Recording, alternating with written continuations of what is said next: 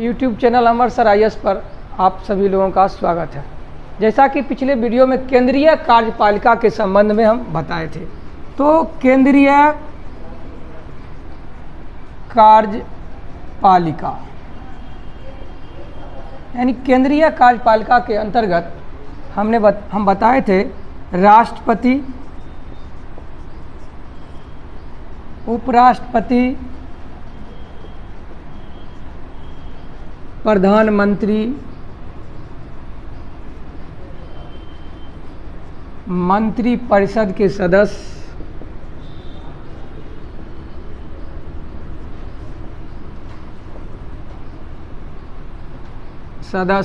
और भारत के महान्यायवादी।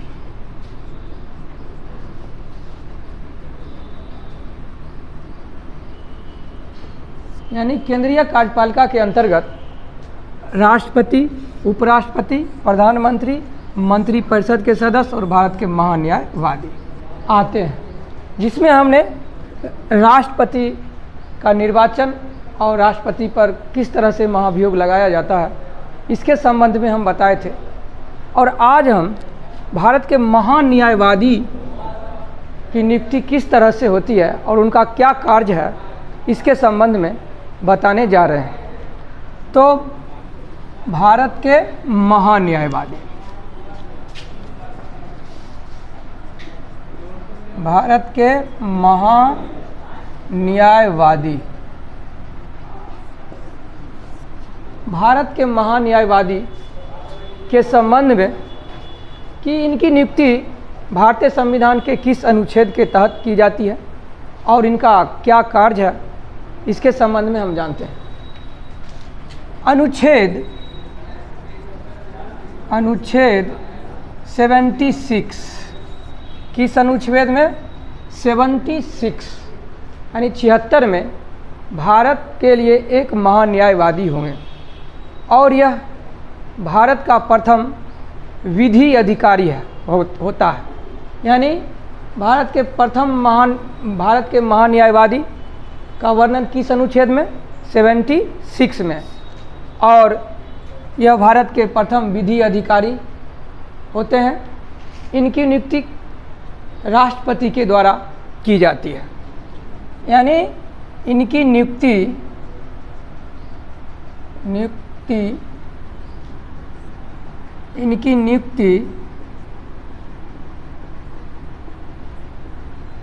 भारत के राष्ट्रपति के द्वारा की जाती है। किसके द्वारा? भारत के राष्ट्रपति के द्वारा की जाती है। प्रधानमंत्री के सलाह पर। किसके सलाह पर? प्रधानमंत्री के सलाह पर। यानी भारत के लिए एक महान्यायवादी होंगे जिसका वर्णन भारतीय संविधान के अनुच्छेद 76 में की गई है और ये भारत के प्रथम विधि अधिकारी यानी भारत के महान्यायवादी भारत के प्रथम विधि अधिकारी हैं और कानूनी विषय पर ये केंद्र सरकार को सलाह देती है।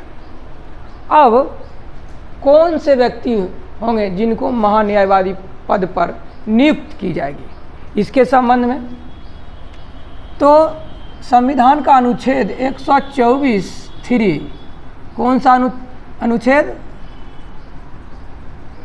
अनुच्छेद 124(3) यानी भारतीय संविधान का अनुच्छेद 124(3) में उच्चतम न्यायालय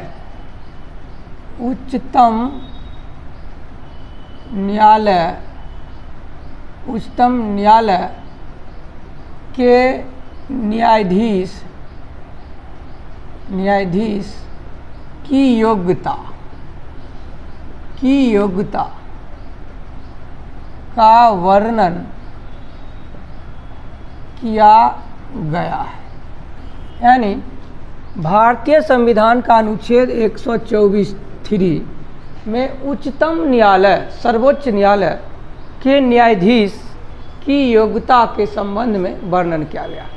वह व्यक्ति जो उच्चतम न्यायालय के न्यायाधीश नियुक्त होने की योग्यता रखता हो, उसे भारत का महान्यायवादी भारत के राष्ट्रपति प्रधानमंत्री के सलाह पर नियुक्त करेंगे। तो उच्चतम न्यायालय के न्यायाधीश की नियुक्ति की योग्यता क्या है? पहला कंडीशन है कि वो भारत का नागरिक हो, भारत का नागरिक हो। दूसरा, एक या एक से अधिक उच्च न्यायालय में, उच्च न्यायालय में 5 वर्षों तक न्यायाधीश के पद पर हो, न्यायाधीश के पद पर हो। यानी अनुच्छेद 124 का 3 उच्चतम न्यायालय के न्यायाधीश की योग्यता के संबंध में वर्णन किया गया है। तो पहला योग्यता भारत का नागरिक हो। दूसरा, एक या एक से अधिक उच्च न्यायालय में 5 वर्षों तक न्यायाधीश के पद पर हो। और तीसरा कंडीशन जो है कि एक से अधिक उच्च न्यायालय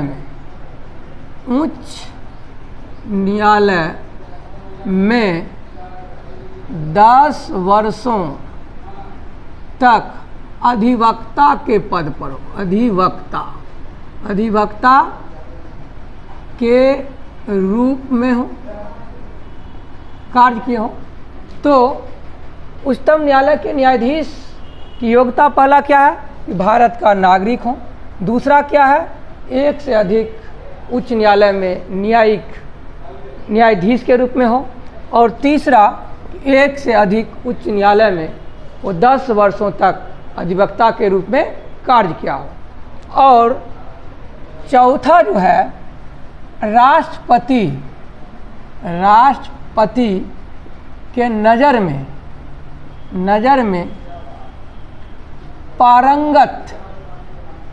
पारंगत विधिवेत्ता। यानी उच्चतम न्यायालय के न्यायाधीश की योग्यता भारतीय संविधान के अनुच्छेद 124 के 3 में की गई है। योग्यता के संबंध में वर्णन, पहला योग्यता भारत के नागरिक हों। दूसरा कि एक से अधिक उच्च न्यायालय में 5 वर्षों तक न्यायाधीश के पद पर रह चुके हों। तीसरा, एक से अधिक उच्च न्यायालय में 10 वर्षों तक अधिवक्ता के रूप में कार्य किए हों। और चौथा, राष्ट्रपति के नज़र में एक विधिवेत्ता, पारंगत विधिवेत्ता हो। तो इतना योग्यता जो रखता हो उसे भारत का उच्चतम न्यायालय के न्यायाधीश के रूप में राष्ट्रपति के द्वारा नियुक्त की जाएगी। अब यहाँ पर समझना है, इतने ही योग्यता रखने वाला व्यक्ति कौन कौन? भारत का नागरिक हो, एक से अधिक उच्च न्यायालय में 5 वर्षों तक न्यायाधीश के रूप में कार्य किया हो। तीसरा, एक से अधिक उच्च न्यायालय में 10 वर्षों तक अधिवक्ता के रूप में कार्य किया हो। और चौथा, राष्ट्रपति के नज़र में एक पारंगत विधिवेत्ता हो। इतने योग्यता रखने वाले व्यक्ति को भारत का महान्यायवादी नियुक्त की जाएगी। यानी कहने का तात्पर्य यह है कि उच्चतम न्यायालय के न्यायाधीश नियुक्त होने की योग्यता रखने वाले व्यक्ति को भारत का महान्यायवादी राष्ट्रपति के द्वारा प्रधानमंत्री के सलाह पर नियुक्त की जाएगी। तो उस भारत के महान्यायवादी की योग्यता क्या है? तो उसके संबंध में जो उच्चतम न्यायालय के न्यायाधीश नियुक्त होने की योग्यता रखता हो उसे ही राष्ट्रपति भारत का महान्यायवादी के रूप में नियुक्त करेगी। तो सारे योग्यता समझ गए। महान्यायवादी बनने के लिए क्या क्या योग्यता होनी चाहिए? तो वो भारत का नागरिक हो, एक या एक से अधिक उच्च न्यायालय में 5 वर्षों तक अधिवक्ता के रूप में कार्य किया हो। दूसरा, एक से अधिक उच्च न्यायालय में 10 वर्षों तक, एक से अधिक उच्च न्यायालय में 10 वर्षों तक अधिवक्ता के रूप में कार्य किया हो, या एक से अधिक उच्च न्यायालय में 5 वर्षों तक न्यायाधीश के रूप में कार्य किया हो।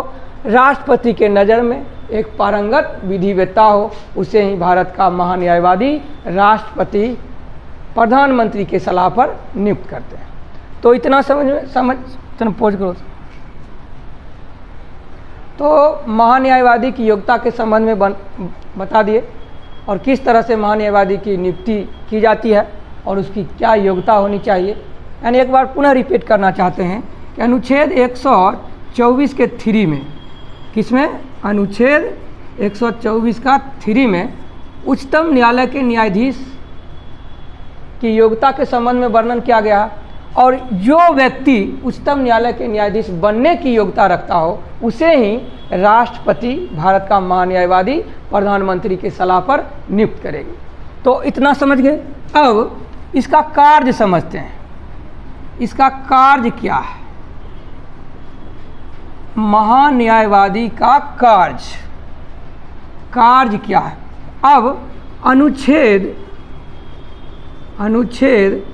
76(2) में, यानी अनुच्छेद 76 में भारत के लिए एक महान्यायवादी होंगे, इसका वर्णन है, और अनुच्छेद 76(2) में इनके कार्यों का वर्णन है। यानी इनका कार्य केंद्र सरकार को कानूनी सलाह देना।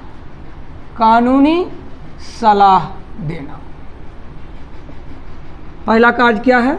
केंद्र सरकार को कानूनी सलाह देना। दूसरा, भारत के अंदर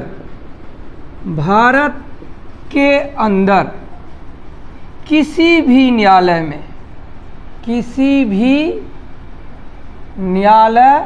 में सुनवाई का अधिकार, यानी भारत के अंदर किसी भी न्यायालय में उसे सुनवाई का अधिकार प्राप्त है। भारत के अंदर किसी भी न्यायालय में उसे सुनवाई का अधिकार प्राप्त है। दूसरा, केंद्र सरकार को कानूनी सलाह देना उसका प्रमुख कार्य है। तीसरा जो है, राष्ट्रपति उनको विधि के संबंध में जो कार्य सौंपेगी उनको देखना। यानी पहला कार्य केंद्र सरकार को कानूनी सलाह देना। दूसरा, भारत के अंदर किसी भी न्यायालय में सुनवाई का अधिकार। तीसरा, राष्ट्रपति उनको विधि के संबंध में जो कार्य सौंपेंगे उनको देखना।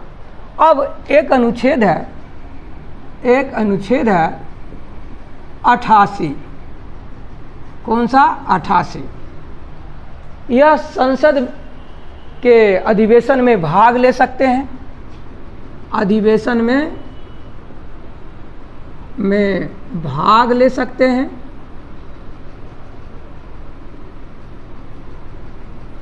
अधिवेशन में बोल सकते हैं, लेकिन मतदान नहीं कर सकते। यानी संविधान का अनुच्छेद 88 कहता है कि महान्यायवादी संसद की कार्यवाही या अधिवेशन में भाग ले सकती है, उसमें बोल सकती है, संसद के किसी भी बैठक में भाग ले सकती है, किसी भी बैठक में भाग ले सकती है, लेकिन वो वोट नहीं देगी। क्यों? क्योंकि यह संसद का सदस्य नहीं है। संसद का सदस्य नहीं है, यानी संसद के सदस्य नहीं होने की हैसियत से वो वोटिंग नहीं कर सकते। किसी भी विषय पर या किसी भी विधेयक पर संसद के अंदर वो बैठ सकती है, उस विषय पर बोल सकते हैं, लेकिन वो उस विषय पर मतदान नहीं करेगी क्योंकि ये संसद का सदस्य नहीं है। किस अनुच्छेद के तहत? 88 यानी 88। तो ये कार्य समझ गए। अब इनके कार्यों की सहायता के लिए महान्यायवादी के कार्यों की सहायता के लिए एक सॉलिसिटर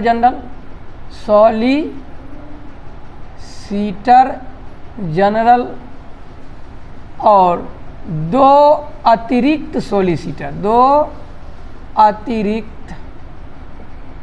सॉलिसिटर जनरल होते हैं। यानी महान्यायवादी के कार्यों की सहायता के लिए एक सॉलिसिटर जनरल और दो अतिरिक्त सॉलिसिटर जनरल होते हैं। यानी कि महान्यायवादी की नियुक्ति अनुच्छेद 76 के तहत राष्ट्रपति के द्वारा प्रधानमंत्री के सलाह पर, और वैसे व्यक्ति को महान्यायवादी नियुक्त की जाएगी जो उच्चतम न्यायालय के न्यायाधीश नियुक्त होने की योग्यता रखता हो। तो योग्यता के बारे में हम पूरा बता चुके हैं। उनका कार्य से भारत के संविधान के अनुच्छेद 76(2) के तहत उनके कार्यों का वर्णन है।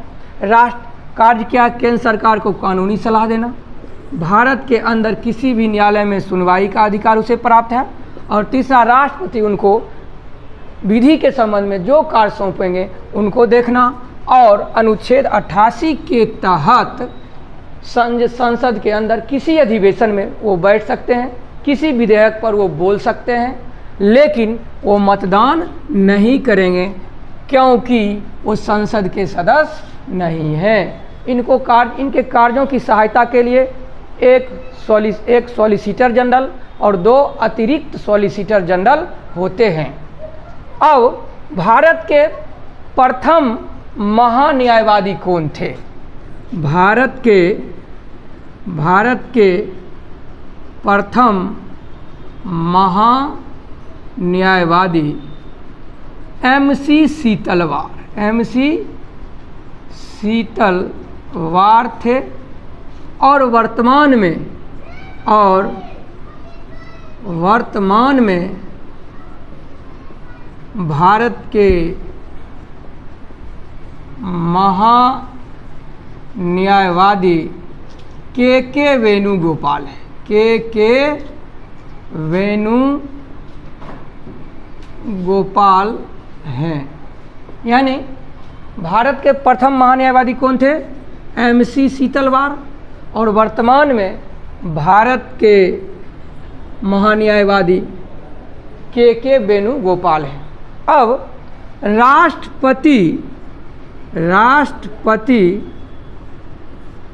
महान्यायवादी को किसी भी समय हटा सकते हैं। इसके लिए कोई महाभियोग प्रक्रिया की जरूरत नहीं है। यानी एक व्यवहारिक परंपरा है कि केंद्र में जिसकी सत्ता होती है, जब तक वो सत्ता पे रहते हैं तब तक महान्यायवादी भी होते हैं, लेकिन जैसे ही सत्ता समाप्त हो जाती है तो महान्यायवादी भी हट जाते हैं। लेकिन राष्ट्रपति के प्रति, किसके प्रति? राष्ट्रपति के प्रति महान्यायवादी यानी भारत के महान्यायवादी किसके प्रति व्यक्तिगत रूप से उत्तरदायी हैं? तो राष्ट्रपति के प्रति, प्रधानमंत्री के प्रति नहीं है। तो भारत के महान्यायवादी किसके प्रति व्यक्तिगत रूप से उत्तरदायी हैं? राष्ट्रपति के प्रति। राष्ट्रपति क्योंकि इनको नियुक्त करती है, लेकिन नियुक्ति में प्रधानमंत्री की सलाह ले जाती, प्रधानमंत्री की सलाह पर की जाती है, लेकिन नियुक्ति करते हैं राष्ट्रपति ही। इसलिए भारत के महान्यायवादी राष्ट्रपति के प्रति व्यक्तिगत रूप से प्रसाद प्रयत्न या उत्तरदायी होते हैं। अब दूसरा है कि अपने पद पर रहते हुए क्या ये निजी प्रैक्टिस कर सकते हैं? कर सकते हैं, लेकिन एक शर्त है। शर्त यह है कि वह मुकदमा वह मुकदमा केंद्र सरकार के विरुद्ध नहीं हो। यदि वो मुकदमा केंद्र सरकार के विरुद्ध है तो उस पर वो कोई राय नहीं दे सकते हैं, लेकिन यदि मुकदमा केंद्र सरकार के अधीन नहीं है, उसके विरुद्ध नहीं है, तो उस पर वो व्यक्तिगत रूप से निर्णय सलाह दे सकते हैं। यानी जो मुकदमा केंद्र सरकार के अधीन नहीं है उस पर वो अपनी सलाह दे सकते हैं, उस पर अपना निजी प्रैक्टिस भी कर सकते हैं, किसी कोर्ट में जा सकते हैं, उस पर बहस कर सकते हैं। लेकिन यदि मुकदमा केंद्र सरकार के विरुद्ध है तो वो उस पर ऐसा कुछ नहीं कर सकते हैं। तो आज भारत के महान्यायवादी के संबंध में आपने जाना। अब अगला वीडियो फिर अब पॉलिटी से संबंधित वीडियो, ये 10वां वीडियो था और नेक्स्ट जो वीडियो आएगा वो किसी और सब्जेक्ट से होगा। तो पॉलिटी का वीडियो आज लास्ट है और नेक्स्ट वीडियो नेक्स्ट सब्जेक्ट में नेक्स्ट दिन आएगी। थैंक यू, धन्यवाद।